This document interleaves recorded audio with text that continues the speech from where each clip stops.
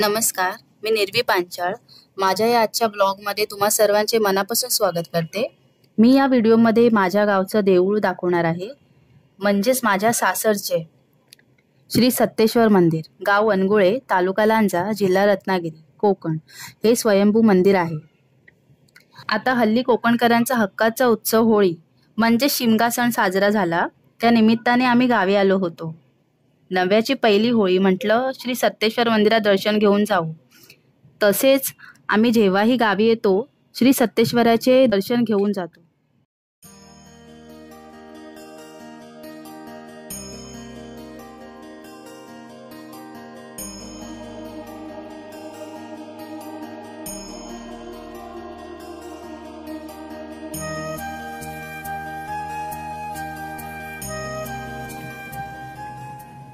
नजरेस आता मंदिर दिसत आहे.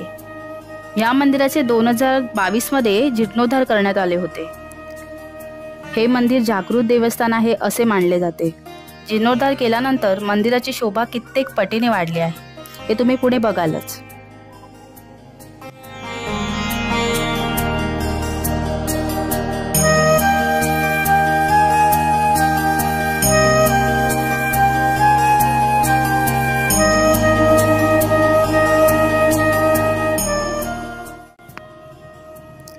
समोर दिसलेले हे गोमुख, यातून जे पाणी वाहत आहे हे नैसर्गिक आहे. पूर्वी मंदिरात जाण्याआधी याच पाण्याने हातपाय धुवून मंदिरात प्रवेश करायचे.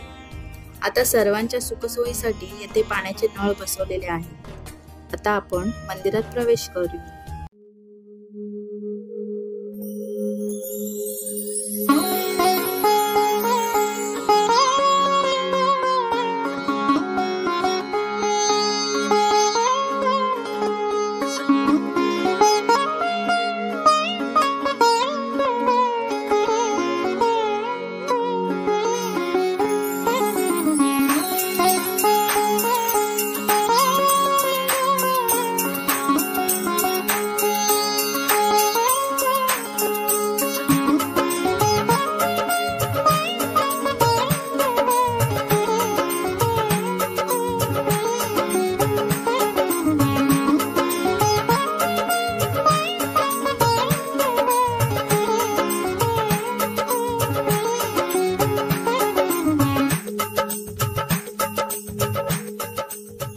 छकुलीने सुद्धा आता सत्तेश्वर देवाचे दर्शन घेतले आहे.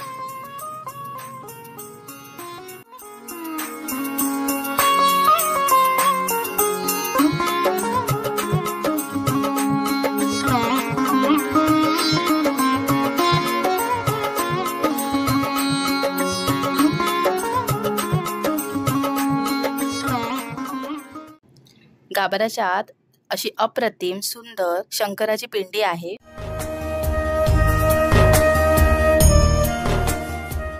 गाभाऱ्याच्या बाहेर तुम्ही बघू शकता, उजव्या बाजूला गणपतीची मूर्ती आणि डाव्या बाजूला विठोबा रुक्मिणीची मूर्ती आहे. तुम्हाला दिसत असलेली कलाकृती ही सत्तेश्वराच्या पालखी सोहळ्याची आहे. हा पालखी सोहळा दरवर्षी त्रिपुरारी पौर्णिमेला साजरा केला जातो आणि ही कलाकृती आमच्याच वाडीतील एका काकांनी साकारली आहे.